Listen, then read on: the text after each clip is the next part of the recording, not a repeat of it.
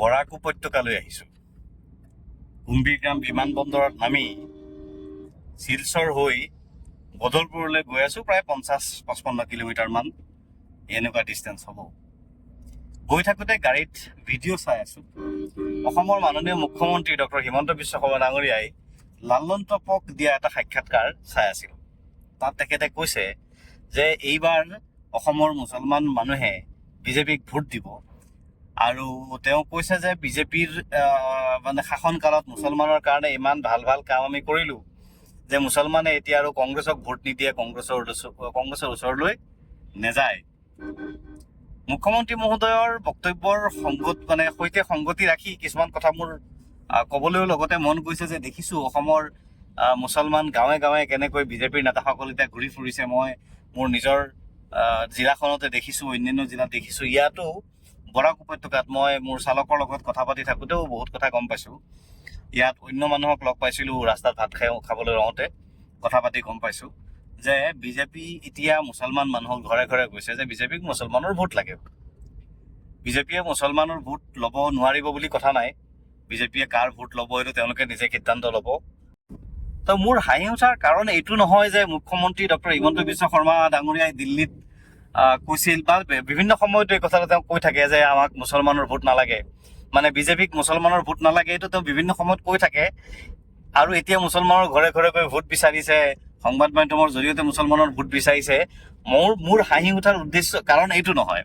মোৰ হাঁহি উঠাৰ কাৰণটো হৈছে এইবাৰ হিমন্ত বিশ্ব শৰ্মা ডাঙৰীয়াই যিসকল হিন্দু মানুহে বিজেপিয়ে মুছলমানক বেয়া পায় কাৰণেই বিজেপি হিন্দুৰ দল বুলি ভাবি বিজেপি দল কৰে, সেই মানুহখিনিক টুপি দিছে।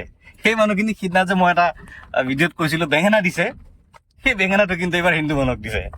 হিমন্ত বিশ্ব শৰ্মা ডাঙৰীয়া এগৰাকী ভাল বেঙেনা খেতিয়ক, টুপি মাষ্টৰ। মানে বিজেপিয়ে ভাৰতবৰ্ষৰ ৰাইজক কেনেকে টুপি দিছেতো আপোনালোকে দেখিছেই। সকলোতে টুপি দিছে, সকলোতে ৰাম ঠগন দিছে, সকলোতে আভুৱা মাৰিছে। এইবাৰ হিন্দু মানুহক, আৰু বিজেপি দলটো কি, বিজেপি দলটো প্ৰাইমাৰীলি হিন্দু মানুহৰ দল বুলি বিজেপি এটা ধাৰণা দিব খোজে। তেওঁলোকে হিন্দু মানুহৰ কাৰণে কাম কৰে, সকলোতে তেওঁলোকে হিন্দুৰ প্ৰাধান্য। মই হিন্দু মুছলমান এইবিলাক কথা বিশ্বাসী নহয়। মই বিচাৰোঁ যে হিন্দু মুছলমান এনেকুৱা ধৰণৰ কথা আলোচনা হ'বই নালাগে। হিন্দুৰ ধৰ্ম হিন্দুৰ, মুছলমানৰ ধৰ্ম মুছলমানৰ।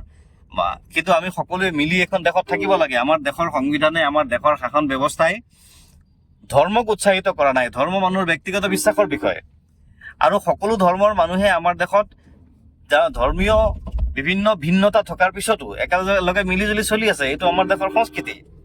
কিন্তু হিমন্ত বিশ্ব শৰ্মা ডাঙৰীয়াই এইবাৰ মুছলমানৰ ভোট লাগে বুলি যিটো কৌশল অৱলম্বন কৰিছে, সেই কথাটোৱে মোৰ মনলৈ প্ৰশ্নটো এইটো উত্থাপন কৰিছে যে চাওক, বহুত হিন্দু মানুহ আছে যিসকলে বিজেপিক সমৰ্থন কৰে কেৱল এই কথাৰ কাৰণে। বিশেষকৈ হিন্দী ভাষী, একাংশ বাংলা ভাষী মানুহ, এই কিছুমান এনেকুৱা মানুহ আছে যিসকলে সকলো প্ৰায়খিনি অন্য জনগোষ্ঠীৰ মানুহো আছে যে তেওঁলোকে বিজেপি দলক সমৰ্থন এই কাৰণে কৰে যে বিজেপিয়ে মুছলমানক অলপমান অন্য দৃষ্টিৰে চায়, মুছলমানক তুচ্ছ তাচ্ছিল্য কৰে।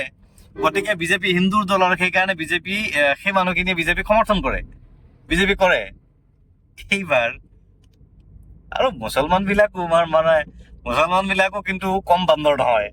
এইবাৰ বিজেপিতে সোমাই দিছে গৈ পেলাই হিমন্ত বিশ্ব শৰ্মা ডাঙৰীয়াৰ সুবাদত। গতিকে এতিয়া বিজেপি মুছলমানো হৈ পৰাৰ এটা পৰিৱেশো দেখিছোঁ। এতিয়া যিসকলে বিজেপিক হিন্দুৰ দল বুলি, যিসকল হিন্দু মানুহে বিজেপিক হিন্দুৰ দল বুলি ভাবি দল কৰে, সেইসকল মানুহে কেনেকুৱা বেঙেনা খালে ভাবকচোন, কেনেকুৱা টুপি পিন্ধিলে ভাবকচোন। এই কথাটো ভাবি মোৰ হাঁহি উঠিছে। কথাখিনি মই ভুল ক'লোঁ নে শুদ্ধ ক'লোঁ যদি আপোনালোকে মোক কমেণ্টত জনায়। মই ভুল কৈছোঁ যদি মোৰ নিজকে শুধৰাবলৈ সুবিধা হ'ব। আৰু আপোনালোকৰ মতামত জানিলে দেশখন আচলতে কোনফালে গৈছে, মানুহৰ মনবোৰ কোনফালে গৈছে, মোৰ কাৰণে জানিবলৈ সুবিধা হয়, সকলোৰে কাৰণে জানিবলৈ সুবিধা হয়। ধন্যবাদ।